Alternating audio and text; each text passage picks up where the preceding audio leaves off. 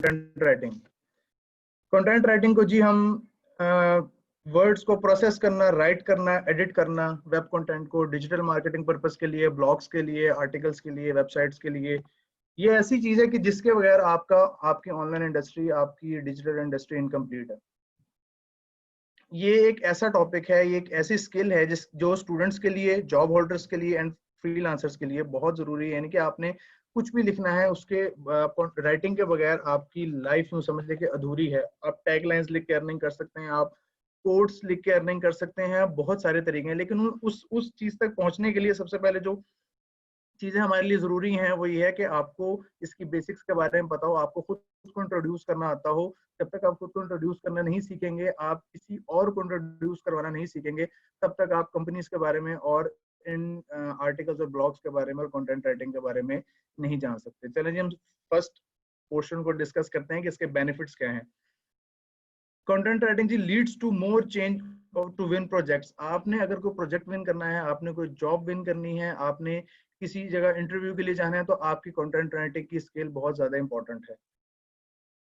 आपकी जितनी अच्छी राइटिंग होगी, आप उतनी अच्छी कम्युनिकेशन कर सकते हैं, आप वेब पे अपनी सॉलिड प्रेजेंस बना सकते हैं, आप इन्फ्लुएंशियल हो सकते हैं, और आप अपनी इंटेलिजेंस को, अपनी जहानत को उस राइटिंग के थ्रू, वर्ड्स के थ्रू दुनिया के सामने प्रेजेंट कर सकते हैं।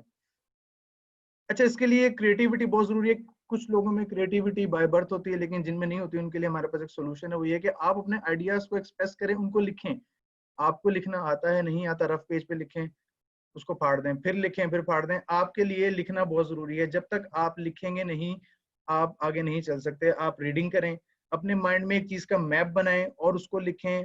और इसके लिए सबसे एक जो मजे की ट्रिक है वो मैं आपको बताता हूँ। आप colours, pencil, colour papers use करें। साइंटिफिक रिसर्च के मुताबिक अगर आप राइटिंग में कलरफुल मटेरियल यूज करते हैं तो उससे आपकी एफिशिएंसी जो है वो इंक्रीज होती है। नोट्स करें और रीड करें अगेन एंड अगेन। रीडिंग पे अगर हम बात करें तो रिकमेंडेशंस पे हम आते हैं। आप ज्यादा से ज्यादा वोकेबलरी पढ़ें। गूगल पे आपको बेतहाशा वोकेबलरी मिल जाएगी।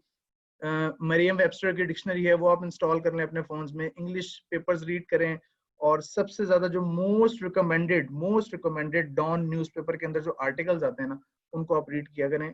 आपको डॉन न्यूज़पेपर परचेज करने की जरूरत नहीं है। आप ऑनलाइन भी आर्टिकल्स देख के उनको रीड कर सकते हैं। वहाँ पे बड़ी डिफिकल्ट किस्म की और बहुत ही यूजफुल वोकेबलरी होती है, उनके आप मीनिंग्स देखें, जिससे आपकी ऑटोमेटिकली इंग्लिश इंप्रूव होगी। और रिसर्च कहती है कि एक बंदा अगर 100 वर्ड्स अ डे रीड करता है तो ऑटोमेटिकली उसकी इंग्लिश इंप्रूव होना स्टार्ट हो जाएगी। लोग कहते हैं जी ज्यादा पढ़ेंगे, ज्यादा पढ़ने के चक्कर में पढ़ते ही नहीं है। आप 80 वर्ड्स पढ़ें, 100 पढ़ें, कुछ ना कुछ पढ़ेंगे तो ऑटोमेटिकली आपके अंदर इंप्रूवमेंट आना शुरू हो जाएगी।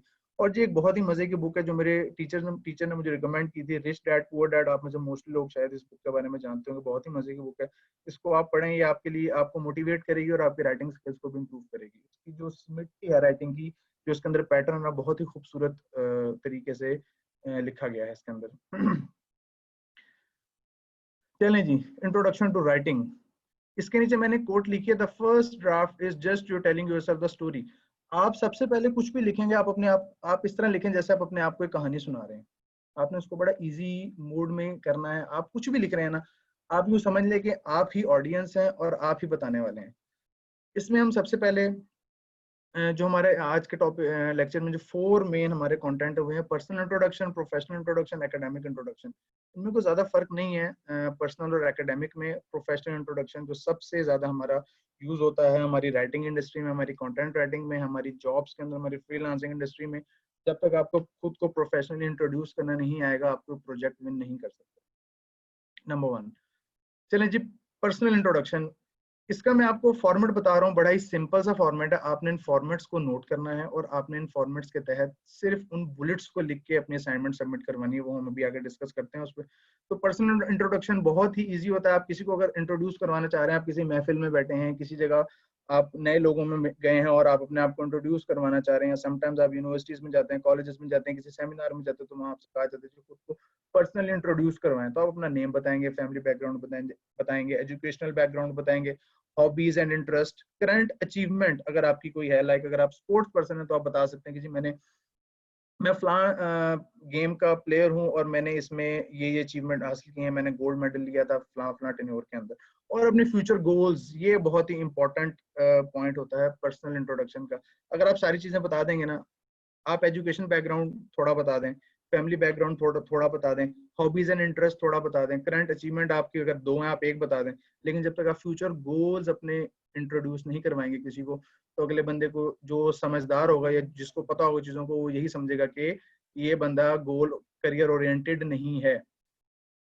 नेक्स्ट आते हैं जी हम प्रोफेशनल इंट्रोडक्शन पे, जो आज के लेक्चर का मोस्ट इंपॉर्टेंट पार्ट है और जो इंडस्ट्री में सबसे ज्यादा और यूज होता है और जिसका कंटेंट राइटिंग पे एक बहुत बड़ा इम्पैक्ट है।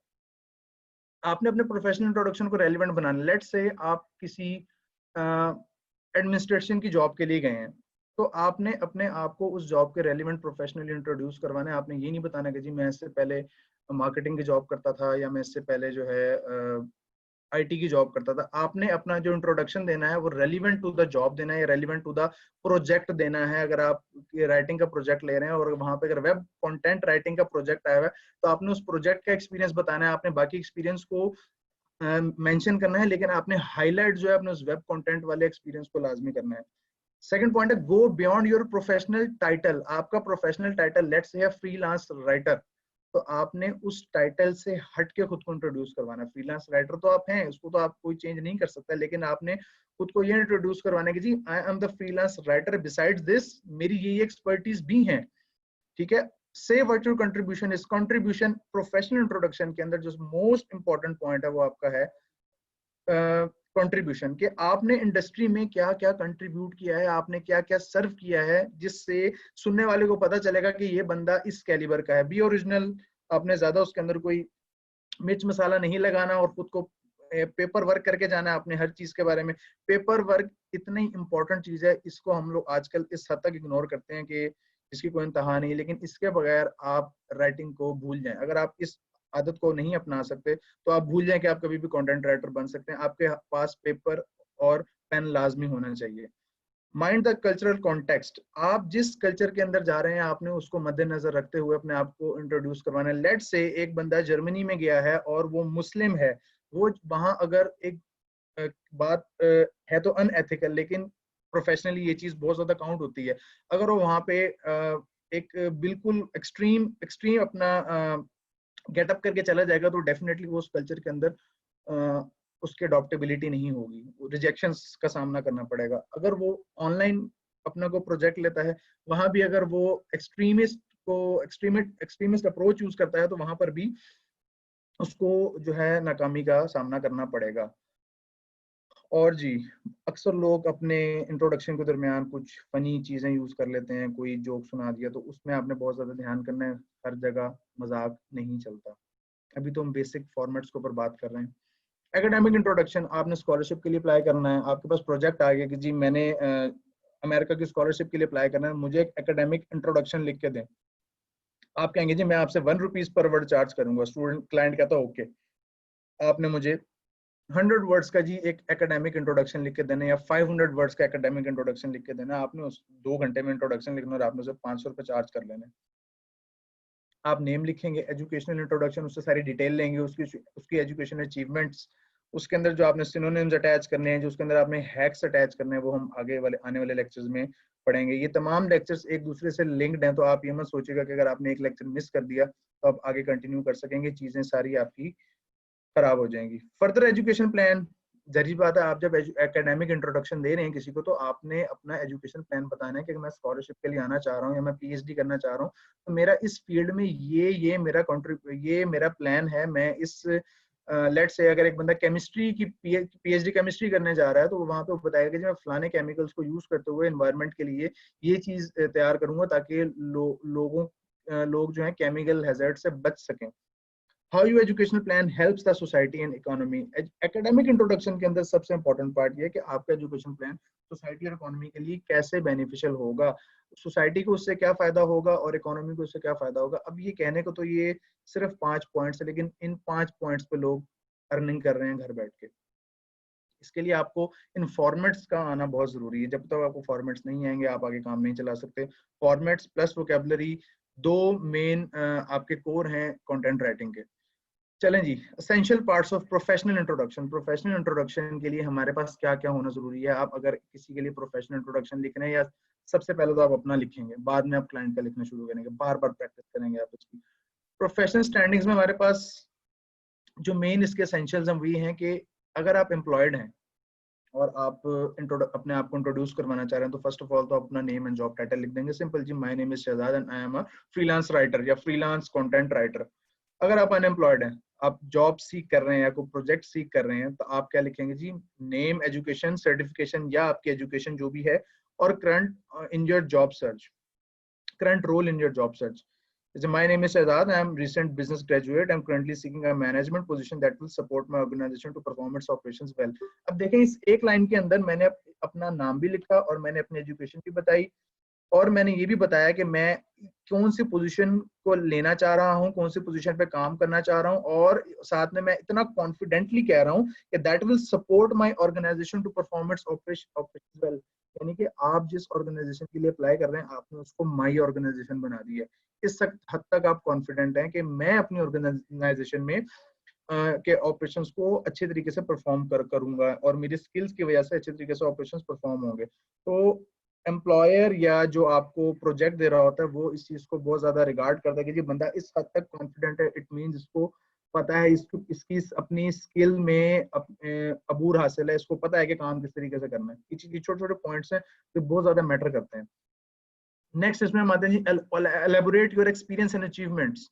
अगर तो आपके अचीवमेंट नहीं है तो इसको हम स्किप कर देंगे। अगर हैं, अगर आप जॉब इंटरव्यू के लिए जा रहे हैं, तो आपने discuss professional skills and achievement. आप अगर जॉब इंटरव्यू के लिए गए, आपने बताना जी मेरे पास मैनेजमेंट की स्किल्स हैं, और मैंने पास्ट ईयर्स में या अपनी यूनिवर्सिटीज में ये इवेंट्स ऑर्गेनाइज किए थे, और वहां पे मैंने ये सर्टिफिकेट्स और ये अवार्ड्स अचीव किए थे इन स्किल्स को इम्प्लीमेंट करते हुए। और अगर आप प्रेजेंट कोई बिजनेस प्रेजेंटेशन दे रहे हैं अपने प्रोजेक्ट के हवाले से, या आप एक जॉब होल्डर हैं और आप वहां पे कोई बिजनेस कोई प्रोजेक्ट की प्रेजेंटेशन दे रहे हैं, तो वहां पे आपने अपनी इंफॉर्मेशन को इस हद तक वहां पे एलेबोरेट करना है, और उसके अंदर आपने ऐसी इंफॉर्मेशन देनी है जिससे ये बात बहुत ज्यादा वाजे हो, क्लियर हो कि जी ये सामने जो बंदा खड़ा हुआ है और ये जो बात कर रहा है, इसको इस चीज में पूरा अबूर हासिल है, इसके अंदर बहुत ही अच्छी कमांड है। और इससे क्या होता है, आप अगर फ्रीलांसर हैं तो क्लाइंट के अंदर एक कॉन्फिडेंस पैदा होता है, वो आपके साथ बहुत ही कॉन्फिडेंटली काम करता है। अगर आप जॉब होल्डर हैं, तो आपके जो एम्प्लॉयर है, आपके जो कंपनी के ऑनर्स हैं या आपके क्लाइंट्स हैं, वो आपके साथ बहुत ही कॉन्फिडेंस के साथ काम करेंगे। जी बंदे को पता है और इसके पास पूरा नॉलेज है। नॉलेज एक ऐसी चीज है जिसके बगैर आप कोई भी काम नहीं कर सकते। फॉर क्लाइंट्स, अगर आप फ्रीलांसर हैं या कोई बिजनेस कर रहे हैं, तो आपने अपनी प्रोडक्ट्स एंड सर्विसेज को मेंशन करना है, क्योंकि जाहिर सी बात है, जब आप डायरेक्टली क्लाइंट से डील करेंगे, तो या तो आपको प्रोडक्ट ऑफर कर रहे हैं उसको, या आपको सर्विस ऑफर कर रहे हैं, तो आप उसको डील करेंगे। और पॉइंट बी जो प्रेजेंटेशन के अंदर मैंने बताया, सपोर्ट योर एक्सपर्टीज, आपने वो इंफॉर्मेशन देनी है जिससे ये चीज क्लियर हो गई, ये बंदा जो प्रोडक्ट हमें बेच रहा है या जो सर्विसेज हमें देना चाह रहा है, इसके पास इस चीज की एक्सपर्टीज है। लास्ट में हम कंक्लूड करेंगे। अगर हम प्रेजेंटेशन को कंक्लूड करें, तो आप समराइज जरूर प्लान करेंगे जो आप डिस्कस कर रहे थे। लेट्स से अगर आपने एक गाड़ी बेचनी है, ठीक है ना, गाड़ी नहीं, हम कोई और चीज लेते हैं, आपके पास कोई बिस्किट की फैक्ट्री, और आप अपनी प्रोडक्ट लेके मार्केट में चले गए, और आपने बताना है एंड पे कि जी आपने उस पूरी तमाम बातों को आपने समराइज करना है एंड पे कि जी ये जो मेरी प्रोडक्ट है ना, मैं आपको इसमें क्वालिटी प्रोडक्ट दूंगा। आपने जितने जितने पॉइंट्स डिस्कस किए होंगे, उनको आपने सारे एक लाइन के अंदर सम अप करना है। ये कंक्लूजन जो है बहुत इंपॉर्टेंट पार्ट है इस इन 4 स्टेप्स के अंदर। और अगर आप जॉब में हैं, तो आपने इन दी एंड बताना है। अगर आप लेट्स से किसी फाइनेंशियल एडवाइजर की जॉब के लिए गए हैं, या आप किसी मैकेनिकल इंजीनियर की जॉब के लिए गए, तो आपने पूरी बात, सारी बातें करने के बाद आपने एंड पे बताना है, जैसे पॉइंट बी में बताया कि discuss professional skills and development. Last में जब आप बताएंगे, mention why you are best for this job, कि आप क्यों बेस्ट हैं इस जॉब के लिए, आप में ऐसा क्या है, बाहर जो 50 बंदा बैठा है उसमें से आप में ऐसा क्या बेस्ट है कि आप इस जॉब के लिए एलिजिबल हैं। और जी बहुत इंपॉर्टेंट चीज, self introduction is a call to action. Self introduction अगर तो आपने अच्छा दे दिया, इधर आप क्लाइंट के पास गए हैं, आप जॉब के लिए गए हैं, आपकी रेज्यूमे तो बाद में देखी जाएगी, आपकी सीवी बाद में देखी जाएगी, लेकिन अगर आपने सेल्फ इंट्रोडक्शन अच्छे तरीके से दे दिया है, तो ये कॉल टू एक्शन है। आपका जिस बंदे ने आपको जॉब देनी है, उसके पास एक बहुत अच्छी अपॉर्चुनिटी है, वो सोचेगा एक दफा यार कोई काम का बंदा आया था, इसको बुलाना चाहिए। और अगर आप किसी क्लाइंट के पास गए तो क्लाइंट भी एक दफा सोचेगा कि इससे एटलीस्ट बात जरूर दोबारा करनी चाहिए। अगर वो सेकंड मीटिंग के लिए बुलाता है तो इट मीन्स कि आपने अपने आप को मनवाया, आपने अच्छे तरीके से खुद को इंट्रोड्यूस करवाया। नेक्स्ट हम चलते हैं जी, हाउ टू राइट इंट्रोडक्शन। ठीक है, इसमें प्रोफेशनल इंट्रोडक्शन के बारे में बात करेंगे। अगर आपको ये लिखना आ गया तो आपके लिए एकेडमिक और पर्सनल इंट्रोडक्शन लिखने के लिए कोई मसला नहीं होगा। ग्रीटिंग्स, इसके अंदर इसके 8 कोर्स हैं फॉर्मेट के। प्रोफेशनल इंट्रोडक्शन का जो फॉर्मेट है, इसके 8 मोस्ट इंपॉर्टेंट एसेंशियल्स हैं, मोस्ट इंपॉर्टेंट की पॉइंट्स हैं, पार्ट्स हैं। इसके बगैर आपको, अगर आपने एक भी पॉइंट मिस किया तो आपका इंट्रोडक्शन फेल है। आइदर आप जॉब के लिए गए हैं, आइदर आप प्रोजेक्ट के लिए गए हैं, आइदर आप स्टूडेंट हैं, आप किसी भी जगह पे खुद को इंट्रोड्यूस करवा रहे हैं। जैसे कि मैं पहले कह चुका था कि ये ऐसी स्किल है, आप स्टूडेंट हैं, आप जॉब होल्डर हैं, आप फ्रीलांसर हैं, आप कोई भी काम कर रहे हैं, आपने कुछ भी लिखना है, उस काम को पर जाने के लिए सबसे पहले आपको प्रोफेशनली इंट्रोड्यूस करवाना पड़ेगा। जब तक आप खुद को इंट्रोड्यूस नहीं करवाएंगे तो अगला बंदा आपकी बात नहीं सुनेगा। चलें जब हम फॉर्मेट को डिस्कस करते हैं, फॉर्मेट में हमारे पास सबसे पहले है ग्रीटिंग। ग्रीटिंग में अगर तो डेफिनेटली मुस्लिम है तो आप लिखेंगे dear mister Ali, dear mister फलां, whatever the name is. और अगर आप इंटरनेशनल लिख रहे हैं, जो कि हमारा मेन काम होगा इस फ्रीलांसिंग इंडस्ट्री को देखते हुए, तो मोस्टली वहां पे गोरा होता है या वहां पे फॉरेनर क्लाइंट्स होता है, तो आप hi John, hope you are doing well. अच्छा, ये मैंने आपको साथ साथ इसके स्टेप्स भी दिए हैं और साथ में मैंने आपको एग्जांपल भी दी है। अब आपने इनको कंपाइल करके क्या करना है, एक इंट्रोडक्शन लिखना है। ठीक है, greeting, hi John, hope you are doing well, ये तो आपका हो गया first portion. Next portion, reason for writing. ठीक है, रीजन फॉर राइटिंग में आप क्या बताएंगे जी, मैं आपको क्यों लिखना चाह रहा हूँ। Hi John, hope you are doing well, I am writing to discuss about the job you have posted related to web content writing. अब आपने रीजन बताई है कि why you are writing him और हर। थर्ड स्टेप हमारे पास होगा present full name, अपना पूरा नाम बताएंगे, मेरा नाम ये है। नंबर 4 पे explain roles and how it relevant to the reader. जब तक रीडर को अपना इंटरेस्ट नजर नहीं आएगा तब तक वो आगे से आपकी बात पढ़ना, आपके इंट्रोडक्शन को पढ़ना, उसको सुनना गवारा बिल्कुल भी नहीं करेगा। आप इन 3 स्टेप्स के बाद चौथा स्टेप अगर आप मिस कर देंगे या चौथे स्टेप में आप वीक हो जाएंगे तो आपका इंट्रोडक्शन वहीं पे साइड पे हो जाएगा। चाहे आप जॉब के लिए अप्लाई कर रहे हैं, चाहे आप प्रोजेक्ट के लिए अप्लाई कर रहे हैं, या आप एकेडमिक के लिए अप्लाई कर रहे हैं, आपकी बात को रद्द कर दिया जाएगा। अब मैं बताता हूँ, जैसे मैंने ये लिखा हुआ है, आई am a freelance writer having an experience of 8 years। सबसे पहले तो मैंने इसके माइंड में क्लिक किया कि जी मेरे पास 8 साल का एक्सपीरियंस है। एकदम उसके दिमाग की बत्ती जलेगी जी, 8 साल का एक्सपीरियंस। फिर मैंने बताया जी, throughout my career I have work both with national international clients. मैंने उसको फिर बताया कि जी मेरा नेशनल और इंटरनेशनल क्लाइंट्स का तो एक्सपीरियंस भी है। लास्ट में मैंने उसको बताया, I can provide you quality SEO friendly content. SEO कहते हैं सर्च इंजन ऑप्टिमाइजेशन। इसके बारे में हम आगे पढ़ेंगे कि मैं आपको ऐसा कंटेंट प्रोवाइड कर सकता हूं जिससे आप मैक्सिमम क्लाइंट ले सकते हैं। एसईओ का मतलब ये होता है कि सर्च इंजन ऑप्टिमाइजेशन। जब कंटेंट को सर्च किया जाए तो फौरन से वो सर्च में आ जाए, क्लाइंट एकदम से कहेगा वाओ ये तो मेरे काम का बंदा है। फिर वो अगला आपकी बात पढ़ेगा जिसमें आप लिखेंगे provide information that how you both are helpful for each other. जाहिर सी बात है, उसने आपसे बेनिफिट लेना है, आपने उससे बेनिफिट लेना है। अब आप उसको बताएंगे कि जी मैंने आपकी एडवर्टीजमेंट देखी थी जिसमें आप कंटेंट राइटर ढूंढ रहे हैं and I am willing to work with you. कहेगा ओके। लास्ट में अब आपने जो असल अपनी बात की थी वो आपने की थी यहाँ पे, explain role and how it relevant to your reader, कि रीडर की रेलिवेंसी क्या है, रीडर के आप किस काम के हैं। लास्ट में कि आप दोनों एक दूसरे के लिए किस तरह से फायदेमंद हैं। आपने उसको अपने बारे में बता भी दिया और उसका भी फायदा उसको बता दिया कि जी मैं आपके लिए इस तरह से फायदेमंद हूँ। लास्ट में आप कॉन्टैक्ट इन्फॉर्मेशन देंगे। कॉन्टैक्ट इन्फॉर्मेशन में 2 तरह से हम इन्फॉर्मेशन प्रोवाइड करते हैं, ईमेल और कॉन्टैक्ट। अगर तो मोस्टली जो फ्रीलांस इंडस्ट्री है वहाँ पे ईमेल ज्यादा यूज होता है। और अगर आप लोकल लेवल पे या नेशनल लेवल पे क्लाइंट के साथ काम कर रहे हैं विद इन पाकिस्तान, तो वहाँ पे कॉन्टैक्ट और ईमेल दोनों चलते हैं। इस बात को भी अपने जहन में रखिएगा। क्लोजिंग में आप रखेंगे thanks for reading my email letter. अगर आप ईमेल में ये इंट्रोडक्शन उसको लिख के भेज रहे हैं और तो ईमेल लिख देंगे। अगर आप उसको हार्ड फॉर्म में लेटर की फॉर्म में भेज रहे हैं तो आप लेटर मेंशन करेंगे, दोनों मेंशन नहीं करने हैं आपने। और एंड पे आप लिख देंगे I am sure it will help you. आपने कॉन्फिडेंटली एक स्टेटमेंट फिर उसको दे दी कि मैं पूरी उम्मीद हूं कि आपके लिए हेल्पफुल होगा। आपने इस एक लेटर के अंदर 3 जगह उसको नॉक किया कॉन्फिडेंटली। वो अगला बंदा एक दफा सोचेगा कि बंदा बहुत ही स्किल्ड है, बंदा बहुत ही काम का है, इससे एक दफा बात जरूर की जाए, क्योंकि जब तक बात नहीं होगी तो आगे काम नहीं होगा। लास्ट में जी साइन ऑफ का हमारा एलिमेंट है। साइन ऑफ में आप थैंक्स, नेम, फ्रीलांस राइटर, अपना डेजिग्नेशन लिखेंगे, जो भी आप काम कर रहे हैं, आप राइटर हैं, आप इंजीनियर है, वट आप स्टूडेंट हैं, और अपना कॉन्टैक्ट और ईमेल मेंशन कर देंगे वहाँ पे। ये तो है हमारा फॉर्मेट। अब आपने इस फॉर्मेट को फॉलो करते हुए आपने एक इंट्रोडक्शन लिखना है। लास्ट में मैं आपको असाइनमेंट दूंगा, तो इस फॉर्मेट को आपने प्रॉपर इस फॉर्मेट को फॉलो करना है, तो मैं थॉरली चेक भी करूंगा। सेकंड जी, हमारे आज के टॉपिक का जो क्वेश्चन है बायोग्राफी। बायोग्राफी, अब हम जा रहे हैं प्योरली फ्रीलांसिंग के काम पे। बायोग्राफी आप डेफिनेटली लिखेंगे फ्रीलांसिंग इंडस्ट्री में, या किसी ई बुक के लिए, या किसी चैप्टर के लिए, किसी थीसिस के लिए, या किसी असाइनमेंट के लिए। बायोग्राफी में सबसे पहले हमें क्या करना होता है? बायोग्राफी में सबसे पहले हम रिसर्च करते हैं रेलिवेंट पर्सनैलिटी के बारे में। बायोग्राफी क्या होती है?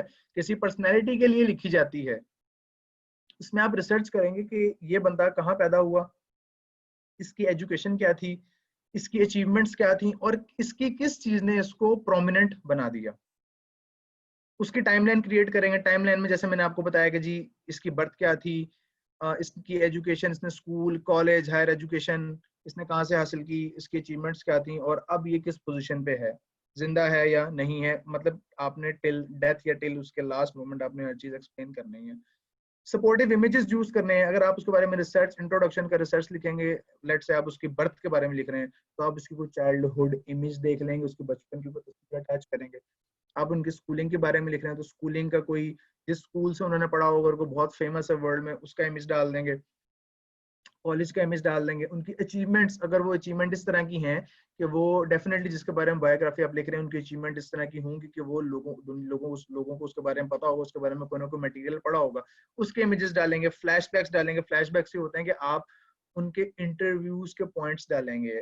उन्होंने कोई इंटरव्यू दिया हो, उन्होंने कोई बात कहीं की हो अपने बचपन के हवाले से, अपने एजुकेशनल करियर के हवाले से, उसके बारे में आप मेंशन करेंगे। योर ओन थॉट्स, और फिर एंड में आप अपनी राय देंगे कि जी मेरी इस पर्सनैलिटी के बारे में ये राय है। ये आप कैसे लिखेंगे, ये मैं आपको अगली स्लाइड में बताता हूँ। बायोग्राफी के लिए एक बड़ा मजे का सिंपल सा फॉर्मेट मैंने बनाया है। इससे इजी फॉर्मेट में मैं आपको बायोग्राफी नहीं सिखा सकता। अगर आप इस पे भी नहीं सीख सकते तो फिर अफसोस है आप लोगों पे। सबसे पहले तो आप बनाएंगे टाइटल पेज। लेट्स से मैं बायोग्राफी लिख रहा हूँ एल्बर्ट आइंस्टाइन पे, ठीक है। एल्बर्ट आइंस्टाइन पे मैंने एक बायोग्राफी लिखी। सबसे पहले मैं टाइटल पेज बनाऊंगा जी, बायोग्राफी ऑन एल्बर्ट आइंस्टाइन। उसके बाद table of content. Table of content में आप लिख देंगे जी introduction, page number, early life, page number. ये आप कोशिश कीजिएगा बनाना, नहीं होगा तो मैं आप लोगों को इस बारे में बता दूंगा इन फ्यूचर, जब आप लोग करेक्शंस आप लोगों की आएंगे। टेबल ऑफ कंटेंट में बेसिकली ये होता है कि आप एक पेज बनाते हैं जिसमें आप लिखेंगे introduction, early life, school and beyond. आप हर पॉइंट लिखेंगे और आगे उसका पेज नंबर लिखेंगे। ठीक हो गया। अच्छा जी, इंट्रोडक्शन में अब लेट से हम लिख रहे हैं जी एल्बर्ट आइंस्टाइन के बारे में। इंट्रोडक्शन लिखें जी एल्बर्ट का। What and whom the paper is about. ये पेपर किसके बारे में है जी? This paper is about Albert Einstein. Okay, कौन था एल्बर्ट आइंस्टाइन जी? एल्बर्ट आइंस्टाइन एक साइंटिस्ट था। इसके आप 3 to 4 लाइंस में उसके बारे में लिखेंगे। नेक्स्ट, उसकी अर्ली लाइफ, कहाँ पैदा हुआ, उसने स्कूलिंग कहाँ पर की, बर्थ की उसकी इमेज लगा देंगे, स्कूल का कोई इमेज लगा देंगे। थर्ड में स्कूल एंड बियॉन्ड, यानी कि स्कूल के बाद वो higher education, college, higher education, educational services, जी एजुकेशन के दौरान वो उन्होंने किसी इवेंट में हिस्सा लिया, या कोई ऐसा इवेंट जिसकी वजह से उनकी साइंटिफिक रिसर्च में उनको हेल्प हुई, या जिसकी वजह से उन्होंने अपनी जो रिसर्च को मजीद आगे लेकर गए, वो यहाँ पे हम इसको मेंशन करेंगे। नंबर 4 पे what makes them famous. Einstein के important events, inspiration, life changing events. Einstein के इंपॉर्टेंट इवेंट्स क्या थे कि जो उन्होंने E is equal to MC square का फॉर्मूला दिया था, जो कि फिजिक्स में यूज हो रहा है, ठीक है। आप उसके बारे में लिखेंगे कैसे उन्होंने इसको इन्वेंट किया। इंस्पायरेशन, वो किससे इंस्पायर थे, यानी कि जिसके बारे में आप लिख रहे हैं वो शख्स या वो पर्सन किससे इंस्पायर था, उसके बारे में मेंशन करेंगे। फिर उनकी लाइफ चेंजिंग इवेंट, कि उनकी लाइफ में ऐसा क्या इवेंट हुआ जिसकी वजह से उनकी लाइफ जो है चेंज हो गई। लास्ट में उनके करियर हाईलाइट्स, उन्होंने अपने करियर पॉइंट ऑफ व्यू से कौन कौन से उनके ऐसे हाईलाइट्स थे, वो बिजनेस पर्सन थे या वो जॉब होल्डर्स थे, या उन्होंने अपनी इस रिसर्च को या अपने उस मोटो को, अपने उस जो उनका एक एम था उसको लेते हुए उन्होंने किन किन इम्पोर्टेंट इवेंट्स को किया, किन किन इम्पोर्टेंट इवेंट्स में उन्होंने अपना पार्ट प्ले किया, उसके बारे में आप लिखेंगे। और वेयर आर दे नाउ, अब वो इस वक्त कहाँ है। ये जी हमारे दो टॉपिक थे आज के, इंट्रोडक्शन एंड बायोग्राफी। उम्मीद है आप लोगों को समझ आ गया होगा। मैंने अपनी तरफ से इस टाइम में बहुत अच्छे तरीके से आप लोगों को समझाने की कोशिश की है। अब आप लोगों ने क्या करना है, ये मैंने आपके सामने 7 फेमस बायोग्राफी जो है मेंशन की हैं, इनको आप नेट से रीड कर सकते हैं। ये जो टॉप बायोग्राफी जो लिखी गई है दुनिया की, सबसे ज्यादा फेमस बायोग्राफी जो जो रीड की गई हैं और जो लिखी गई, ये उनके नाम लिखे हुए हैं।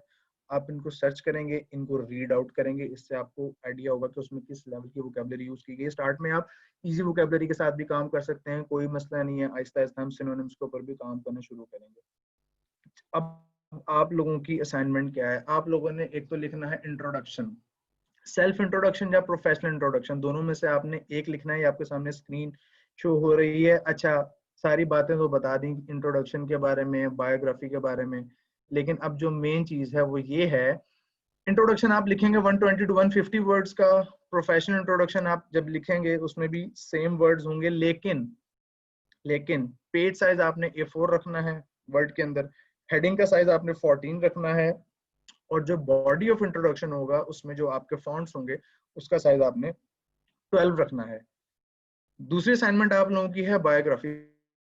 बायोग्राफी आप लिखेंगे जी, the most famous personality Mohammad Ali Jinnah, इनके ऊपर आपने एक बायोग्राफी लिखनी है उन्हीं स्टेप्स को फॉलो करते हुए।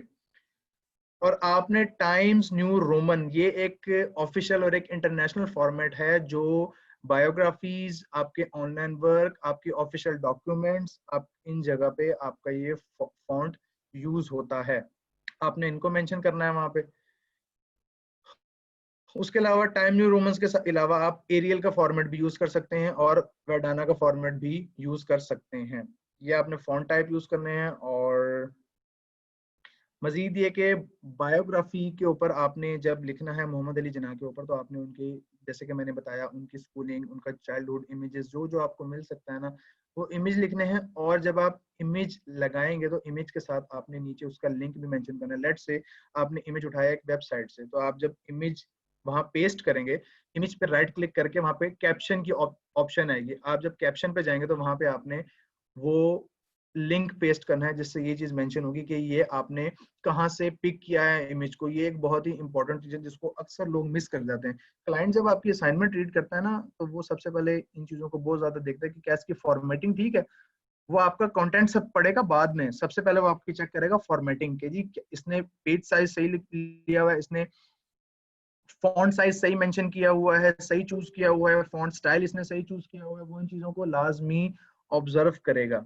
उसके बाद वो पढ़ना शुरू करेगा कि हाँ जी, देखते हैं इन साहब ने इसके अंदर क्या क्या लिखा हुआ है। और आपने टेक्स्ट को जस्टिफाइड करना है। जस्टिफाइड टेक्स्ट, जब आप टेक्स्ट लिख रहे होते हैं तो ऊपर 4 ऑप्शंस आती हैं, जिससे एक से आपका टेक्स्ट राइट साइड पे हो जाता है, एक से लेफ्ट हो जाता है, एक से मिड में हो जाता है, और फोर्थ ऑप्शन होती है जिससे आपका टेक्स्ट बिल्कुल इक्वल हो जाता है, वर्ड के नीचे वर्ड आप आ रहा होता है। ये चीज आपने मेंशन लाजमी ध्यान करना है इस चीज का। और जो असाइनमेंट आप सबमिट करवाएंगे LWE के ऑफिशियल ग्रुप के अंदर, वहां सबमिट करवाएंगे, और आपने इसको PDF में कन्वर्ट करके सबमिट करवाना है। जब आप वर्ड में असाइनमेंट बना लेंगे, उसके बाद आप इसको सेव एज करेंगे तो वहां पे PDF की ऑप्शन आएगी। ठीक है, PDF की ऑप्शन में जाके आपने सेव करना है, असाइनमेंट का नेम लिखना है, assignment number 1, lecture number 1, content writing, और आपने इसको सबमिट करवा देना है। चलें जी, अब हम क्यूरीज की तरफ चलते हैं।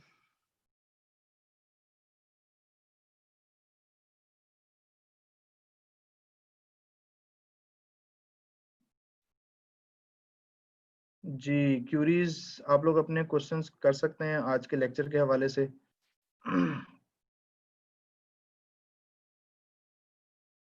मोहम्मद अवैस जी, पूछें, क्वेश्चन पूछें आप। तैयबा तारिक, मिस्टेक हो तो कोई मसला तो नहीं? बिल्कुल तैयबा, मिस्टेक करेंगे तो सीखेंगे। मैंने आपको पहले ही ये बात की थी, जब तक आप मिस्टेक्स नहीं करेंगे तो आप सीखेंगे कैसे। बार बार लिखें, गलत है फिर लिखें, फिर गलत है फिर लिखें। ऑफिशियल ग्रुप का आपको लिंक जो है आपका फेसबुक का जो व्हाट्सएप जो ग्रुप है आप लोगों का उसमें आपको LWE का जो कंटेंट राइटिंग का ग्रुप है वहां पे आपको फेसबुक का लिंक फ्लोट हो जाएगा, वहां पे उसको आप ज्वाइन कर लीजिएगा और अपनी असाइनमेंट्स आप वहां सबमिट करवा सकते हैं। असाइनमेंट आप अगले नेक्स्ट लेक्चर से पहले पहले आप लोगों ने लाजमी सबमिट करवानी है। और मैं आप लोगों को एक बात बिल्कुल क्लियर कर दूं, इसमें किसी किस्म का कोई डाउट मत रखिएगा। आप लोगों को के सर्टिफिकेट्स में तब तक नहीं इशू होने दूंगा जब तक आप लोग अपनी असाइनमेंट सबमिट नहीं करवाएंगे। किसी का कोई इशू होगा तो वो मुझसे इन पर्सन डिस्कस कर सकता है, अगर वो भी जेन्युइन हुआ तो मैं उसकी बात सुनूंगा, अदरवाइज मेरी तरफ से सॉरी, आप लोगों के सर्टिफिकेट्स में रोक लूंगा। ठीक है। अस्मा, फॉर्मेट जो वो क्या कहते हैं, आपको उसका स्केड्यूल मिल जाएगा ग्रुप के अंदर नेक्स्ट लेक्चर का। तो इस हवाले से आपने बिल्कुल भी किसी डाउट में नहीं रहना। असाइनमेंट के बगैर आप लोगों को एटलीस्ट सर्टिफिकेट तो नहीं देने दूंगा मैं, क्योंकि असाइनमेंट बहुत इंपॉर्टेंट है। ये इतनी इंपॉर्टेंट चीज है जिसका आपको अंदाजा ही नहीं है। ओके जी, नेक्स्ट कौन है हमारे पास? आयशा मुजम्मिल। असाइनमेंट कब तक सबमिट करवानी है? जिसका मैंने आपको बता दिया है अभी। नेक्स्ट लेक्चर से पहले पहले आप कल शाम तक सबमिट करवा सकते हैं या परसों दोपहर तक। फॉर्मेट का दोबारा बता दें जी ईशा। फॉर्मेट आपको पता चल जाएगा, लेक्चर्स की रिकॉर्डिंग आप लोगों को मिल जाएगी, उसमें आप फॉर्मेट देख लीजिएगा।